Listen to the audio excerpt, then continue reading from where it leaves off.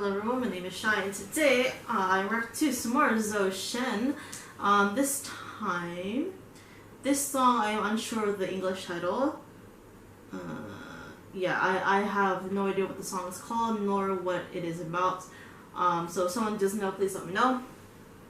From what I was told, this song commemorates one of the Chinese traditional cultural heritages, which is lost, so only the less older can sing it. So from what I'm assuming this commenter told me it's basically like the song is kind of lost, but a lot of the younger generation slowly finding it. And so now that people like Zhou Shen can sing it.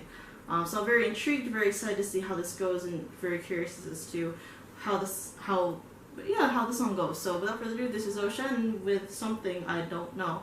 Here we go. 在重庆的钱江南溪流传着一种土家族的山歌号子， So this is very 它的唱 traditional. 法非常的有意思。你在山那边吼，我在山这边和，而且呢，常常是一个人领唱，这边一堆人唱高音，剩下的人唱低音。只不过这样热闹的唱号子的场景，渐渐的消失在了人们的视线中。 那么接下来呢，我们马上为大家请出青年歌手周深。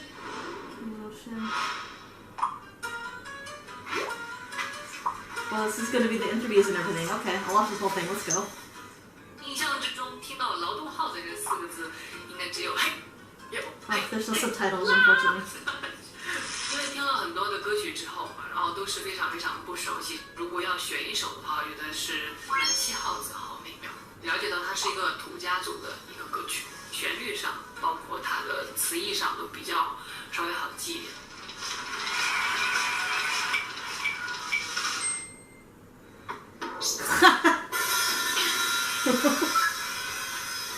今年最佳影帝是。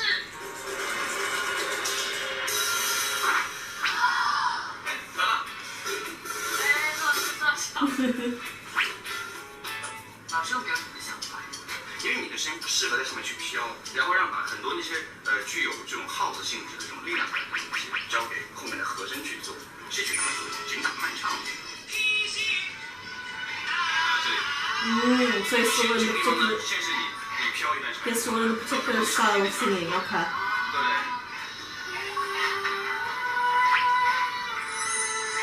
然后我觉得这个就很难了，因为那个旋律你要在想怎么让大家听的演唱会让大家觉得不无聊。你的声音只要一出来就不无聊了。真的。其实压力都挺大的，因为你不知道以什么样的角度去唱这首歌。我们后面选的是一个稍微比较低一点点的一个版本吧，在快节奏里面我们去唱一些长线条，这样的一个反差感，也就是能够体现到我们说的又有力量，然后又很柔美。 借着这首歌传递那个力量，就是只要你愿意去奋斗，就相信你可以为自己去打拼出一份最好的未来。就像我们劳动号子节目说的一样，幸福都是奋斗出来的。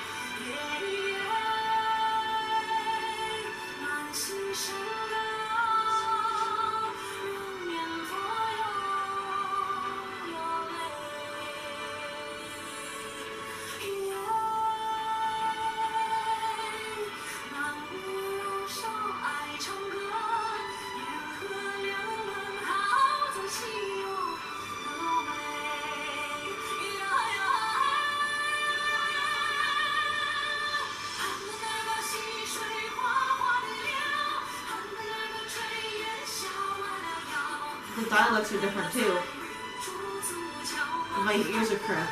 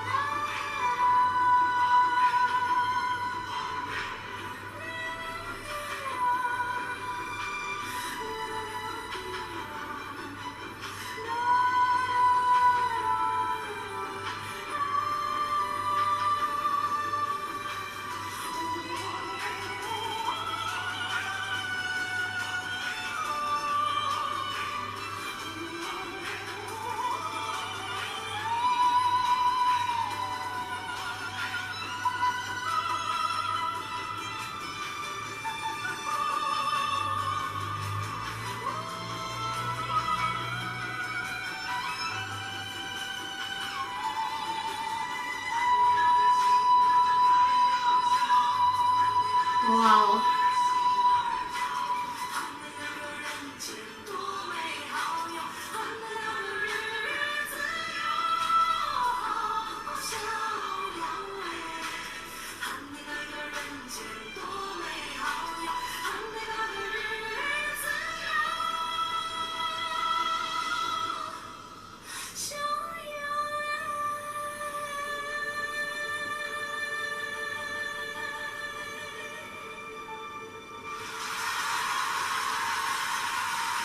Wow. 非常空灵的这一首《南溪号子好美妙》。结束。 Okay, so actually I'm going to stop right here. It's going to be a bit more talking, but I'm going to end it here mainly because recording time. So, oh my gosh. Just, wow. This is, okay, so this is very, very beautiful. So what I understand, from what I could understand, basically, from what I could hear as well, it looks like this is perhaps a, what do I call it? A dialect, I want to say, because like if you don't know, if you somehow don't know, in not only China but Korea, Japan, I think a lot of the Asian countries, sure you know that they have a specific language. For China, it's Mandarin is the main one, but there's also Cantonese. With Korea, it's obviously Korean, Seoul Korean. I'll get to that in a minute. And then Japan, there's obviously Japanese, and then etc. etc. But basically, like I said, I think I'm not sure about Japan because I have zero idea about Japan, but I know a lot of China and I know a lot about Korea. So with Korea and China, for example, even though there's the main languages, so like I said, with Korea, there's Seoul Hangul, Seoul Korean. And then with China, it's mainly Mandarin and Cantonese. But like for example, in Korea, there's a lot of regional dialects. Like there's a Busan accent, what we call Satori. So there's a Busan Satori, there's a Daegu Satori.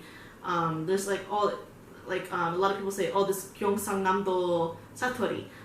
It's very like strong and like all that. And like there's other areas that are more soft spoken or something. So not only do they have regional what we call here in Korea Satori, but it's also like kind of like a dialect. It also determines, I guess, also your personality as well. Like kind of determines how you talk. Because obviously, I want to take an example because the Busan Satori is more well known, is more noticeable than other Satori. With Busan, it's very like cold, very like strong, like 상남자 kind of feeling. So a strong person, like strong man kind of feeling, 느낌.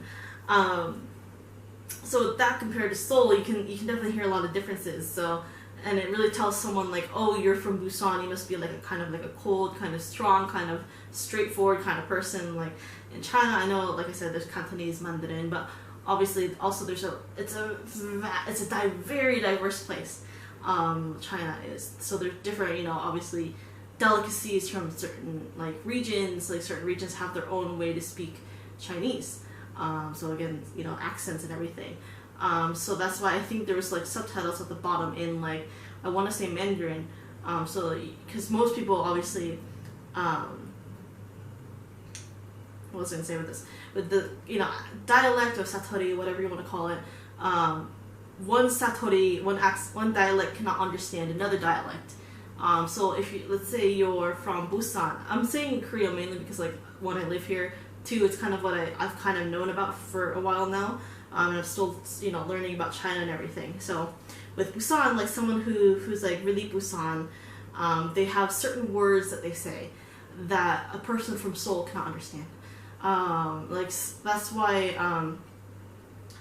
Seoul Satori, a lot of idols who come from like Busan have to fix their accents to Seoul accents because, you know, it sounds different and like a lot of people cannot understand what they say. So that's kind of the idea of it, if you understand what I'm saying. So to get back to the song, basically it's like a different dialect, and I think not a lot of people speak or sing in that dialect, so it's kind of starting to become a lost dialect. So yeah.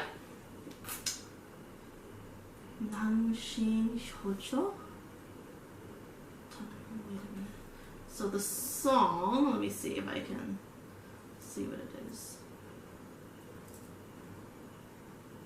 Sing a song, I think that's a song name. Let me see this one. So the title of this, I found the title in the description. The South Creek horn is beautiful. 남계? 南溪号子好美妙. So maybe that? I don't know. So again, I'm not too sure. Because like a lot of translators definitely do, well, no. This is definitely probably in the Mandarin translation. Anyway, you get the idea of what I'm trying to say, right? So basically, like, this is definitely like maybe a certain dialect that it's starting to get kind of lost because not a lot of people speak or sing it. And that's what kind of makes me sad too. It's like obviously there is the dominant dialect, but it'd be nice for people to keep a record somehow of these, like, you know, special regional dialects, because, you know, it's very interesting to hear and very interesting to learn, you know. It's very awesome to hear, like, you know, I hear Seoul accents every day. Because, you know, that's kind of the main dominant Korean that most kids have to learn, especially when they're little. But obviously every once in a while I do hear, like, specifically because I live in Gyeongsangnam-do, I hear a lot of the Gyeongsangnam-do, like, kind of different regional accents around here. So, you know, the study of dialect is very interesting, and it's like, especially hearing it in a song too, it's like I kind of can hear a difference, because a lot of the Chinese I do listen to is obviously, I would want to say is Mandarin. I know what Cantonese kind of sounds like I know a few Cantonese speakers, like actor-wise, and so I kind of understand, like, how it's supposed to sound. So, it's very interesting to hear. It's very interesting for me to learn about too. But overall, simply put, this was a very interesting performance. You know, very beautiful, very interesting way to kind of, I guess, listen to a different dialect as well, especially one that you really don't hear unless you're the speaker of it or like you're from that certain region. But I feel like a lot of, like I said, dialects do get lost eventually once someone does learn and speaks the main dialect after so long. So yeah, anyway, hopefully you guys enjoy this reaction. If you do, like, subscribe, all that fun stuff, and I'll see you guys in the next video. Bye bye.